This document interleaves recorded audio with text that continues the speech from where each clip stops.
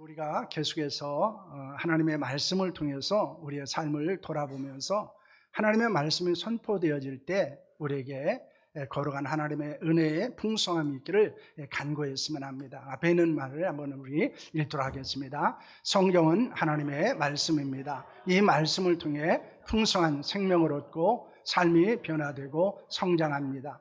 하나님께서 주신 거룩한 날에 마음의 문을 열고 말씀을 받을 때 진리를 깨닫게 하소서. 믿음으로 순종하며 영광 돌리며 살게 하소서. 생명과 경건과 행복한 삶을 살게 하소서. 아멘. 여러분, 하나님의 말씀 가운데서 이런 은혜가 우리 가운데 부어질 수 있기를 축원합니다. 독일의 암병동에서 있었던 일이었다고 합니다. 중년의 한 신실한 그리스도인이 혀에 암이 걸려서 이제 혀를 잘라내는 수술을 받을 수밖에 없었습니다. 그래서 수술실에 누워있는 그 사람에게 마치 주사를 손에 든 마취과 의사가 잠시 머뭇거리면서 이런 말을 했습니다. 마지막으로 남길 말은 없습니까? 이런 질문을 했습니다. 왜냐하면 이제 그 혀를 절단하는 수술을 하면은 더 이상 그 혀를 통해서 말을 할 수 있는 방법이 없었기 때문입니다.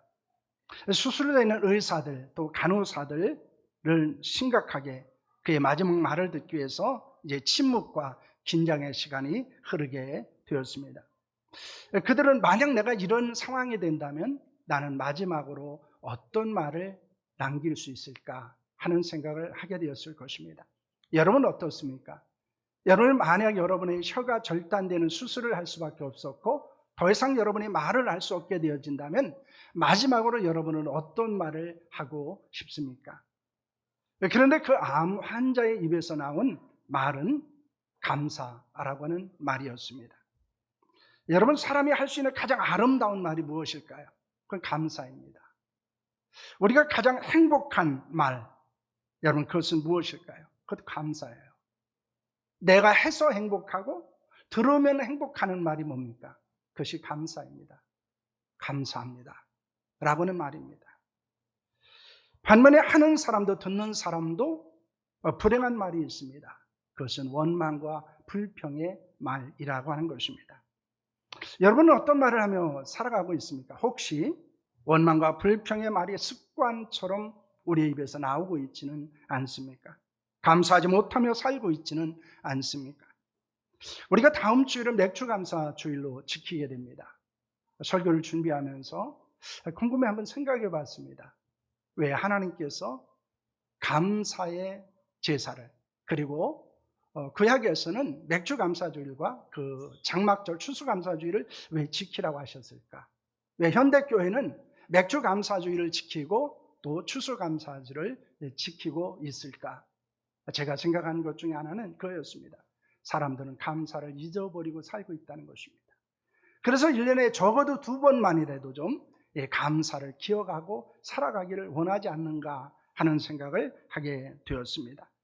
하나님의 은혜를 많이 받았음에도 불구하고 감사하지 못하던 우리의 마음을 다시 한번 일깨우기 위해서 너희들이 받은 은혜가 얼마나 큰지 알고 있느냐, 그리고 그 은혜 가운데 살아가고 있다는 사실이 얼마나 감사하느냐 하는 것을 다시 한번 우리에게 일깨우기 위해서 우리에게는 그 감사주의를 지키라고 말씀하지 않았나 하는 생각을 하게 되었습니다. 여러분, 은혜를 아는 것이 행복입니다. 은혜를 고백하는 것이 감사입니다. 우리는 사실 많은 은혜를 받고 살아가고 있습니다. 그럼에도 불구하고 우리는 행복하지 않습니다. 왜냐하면 내가 은혜 받았다는 사실을 알지 못하기 때문입니다. 그것을 깨닫지 못하기 때문입니다. 우리가 고백하는 것이, 은혜를 고백하는 것이 뭡니까? 그 감사예요. 감사는 은혜 받은 사람만이, 은혜를 깨달은 사람만이 할 수 있는 일입니다. 은혜를 모르는 사람은 감사할 수 없다는 것입니다. 우리는 본문에서 예수님의 은혜를 받은 사람을 만나보게 됩니다. 그러나 그들의 받은 은혜에 대해서 서로 다른 반응을 보였다는 사실을 우리는 주목할 필요가 있습니다. 여러분, 그것이 우리에게 주는 교훈과 도전은 무엇입니까?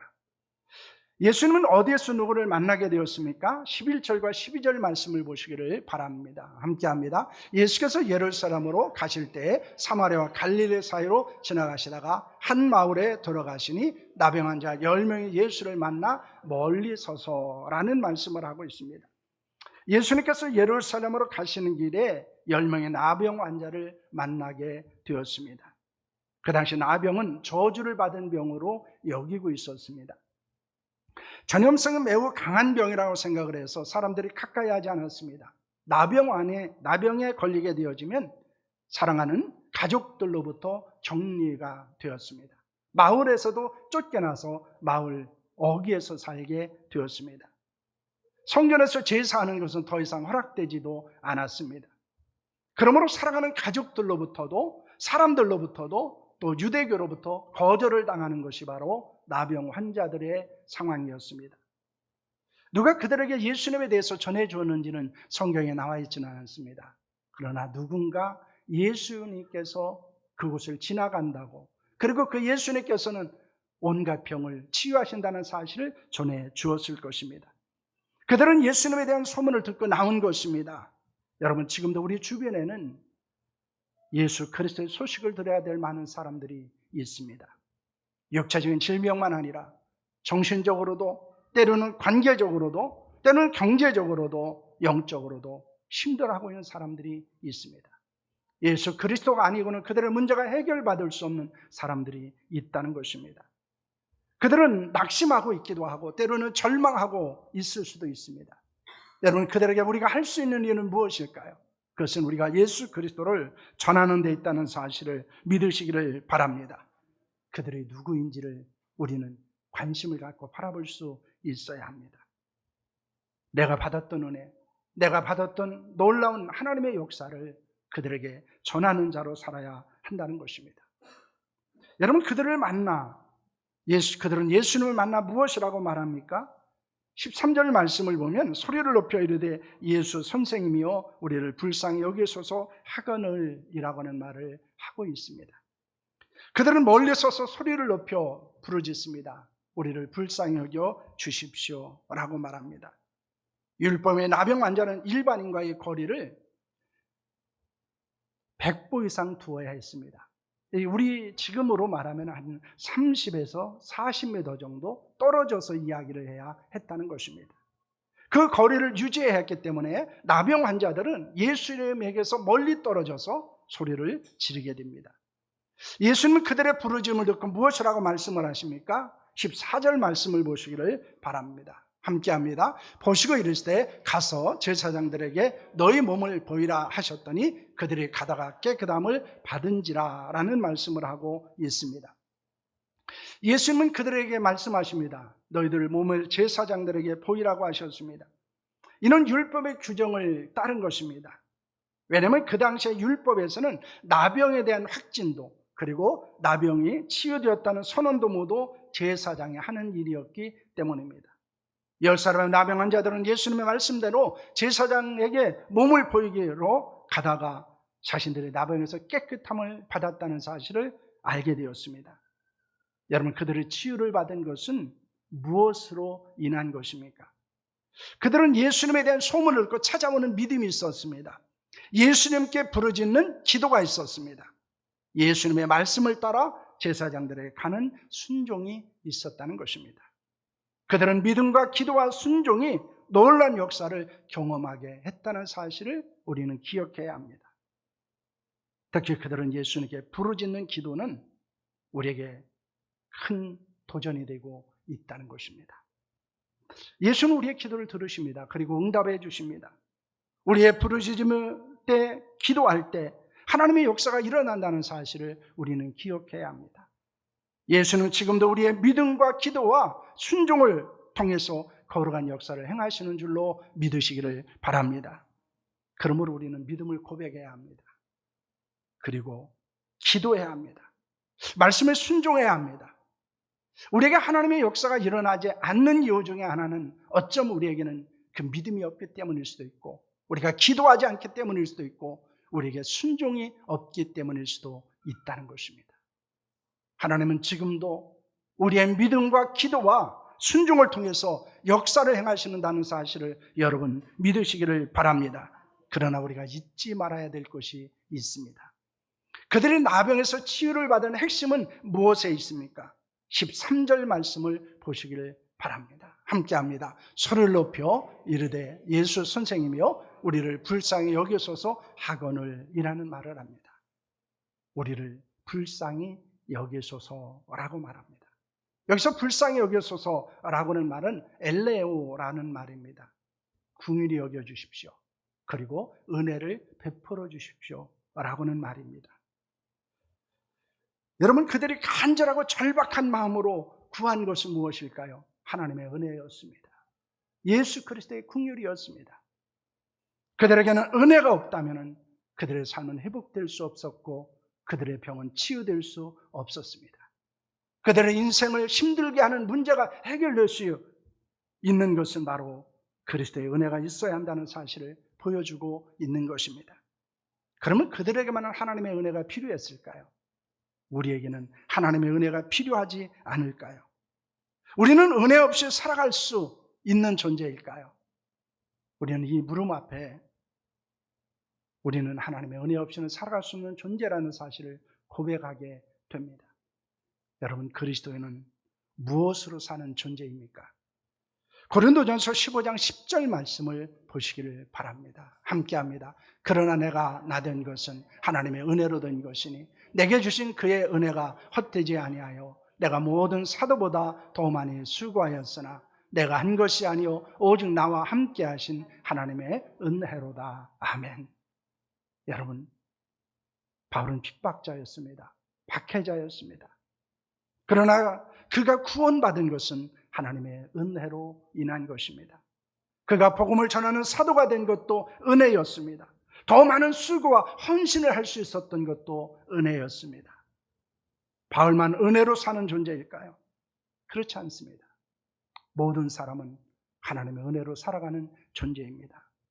여러분, 우리도 하나님의 은혜 없이는 살아갈 수 없는 존재입니다. 이것을 아는 것이 신앙입니다. 이것을 아는 것이 지혜입니다. 이것을 아는 것이 믿음입니다. 그런데 우리는 종종 그 하나님의 은혜를 잊어버리고 살아가고 있다는 것입니다. 하나님의 은혜로 구원받고 하나님의 은혜로 오늘을 살고 내일을 살아가는 존재라는 것을 여러분 믿으시기를 바랍니다. 우리나라 그리스도인들이 가장 많이 부르고 그리고 감동을 주는 찬양이 있습니다. 그 하나는 손경민 목사의 은혜라고 하는 찬양입니다. 여러분, 그 찬양을 여러분도 많이 들으셨을 것입니다. 손경민 목사님의 간증을 들은 적이 있습니다. 어려서 아버님이 가족을 버리고 떠나셨습니다. 그리고 어머님이 그를 기르면서 힘들고 어려운 기간들을 손 목사님이 많이 경험을 했습니다. 그리고 손 목사님이 이제 이 찬양을 작곡할 때마다 하나님께서 그의 믿음을 검증하셨답니다. 감사할 수 없는 상황 가운데서 감사라고 하는 곡을 만들게 하셨고, 그리고 하나님의 은혜를 기억할 수 없는 상황 가운데서 은혜라고 하는 찬양을 작곡하게 하셨습니다. 그분의 찬양은 단순한 것이 아니고 그의 삶 속에서 하나님이 어떻게 역사하셨는지를 고백하는 그런 찬양들이 많이 있다는 것을 보게 됩니다. 사실 우리가 이 땅을 살아가면서 하나님의 은혜가 있고 많은 사람들의 은혜가 있음에도 불구하고 우리는 그것을 잊고 살아가고 있습니다. 그러나 중요한 것은 내가 당연하게 여기고 있었던 것, 내가 당연하다고 생각했던 것, 그 모든 것들은 하나님의 은혜라는 사실입니다. 여러분, 그것을 고백하고 살아가는 우리가 될 수 있기를 소망합니다. 그런데 은혜로 치유받은 사람들의 반응은 어떠했습니까? 여러분, 15절과 16절 말씀을 보시기를 바랍니다. 함께합니다. 그 중에 한 사람이 자기가 낳은 것을 보고 큰 소리로 하나님께 영광을 돌리며 돌아와 예수의 발 아래에 엎드려 감사하니 그는 사마리아 사람이라 라고는 말씀을 하고 있습니다. 예수님께 부르짖었습니다. 긍휼히 여겨달라고 했습니다. 그래서 예수께서 그들을 긍휼히 여기셨고 그들이 나병에서 치유를 받았습니다.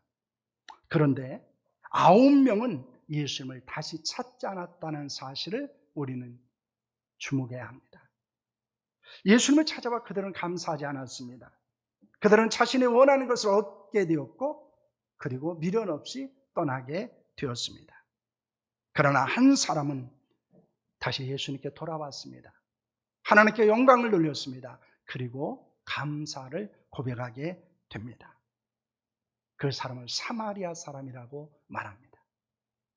그렇다면 9명은 어쩌면 유대인일 수 있었다는 것입니다. 여러분, 이것이 우리에게 주는 교훈은 무엇일까요? 이것이 우리에게 주는 도전은 어떤 것입니까?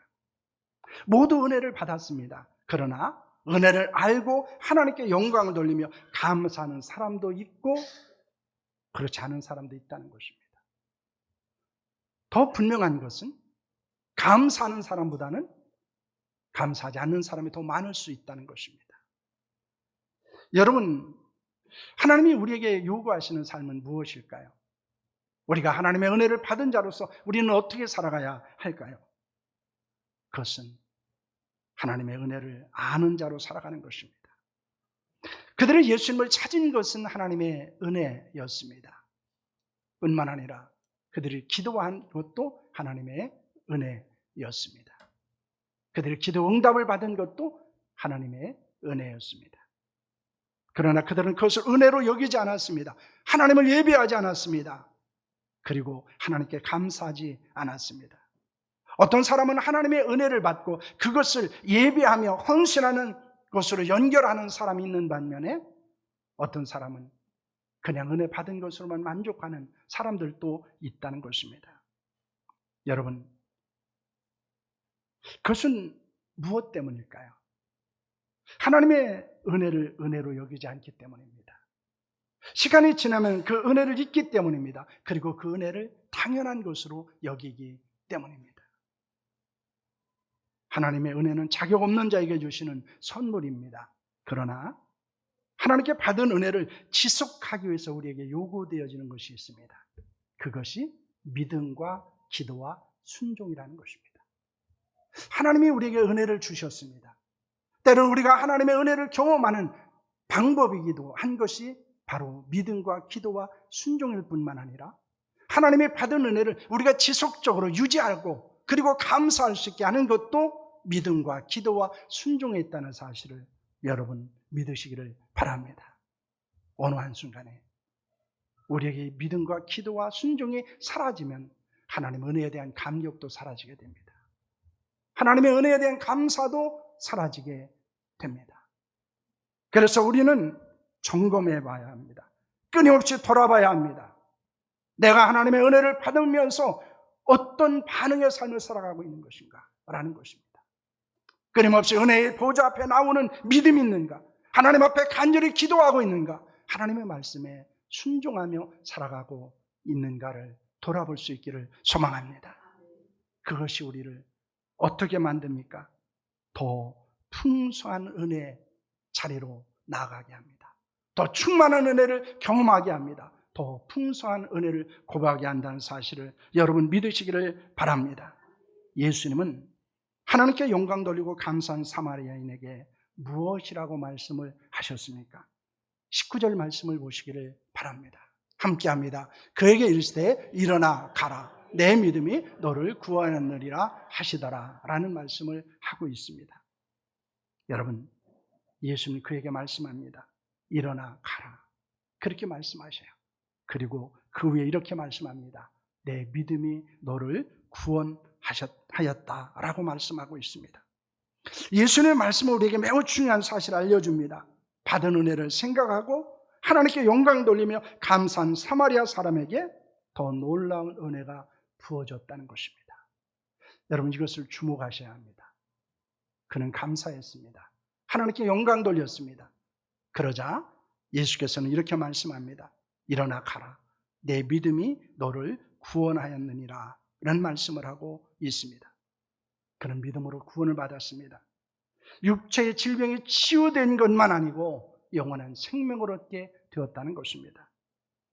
우리는 하나님의 은혜를 받은 자로 만족하지 말아야 합니다.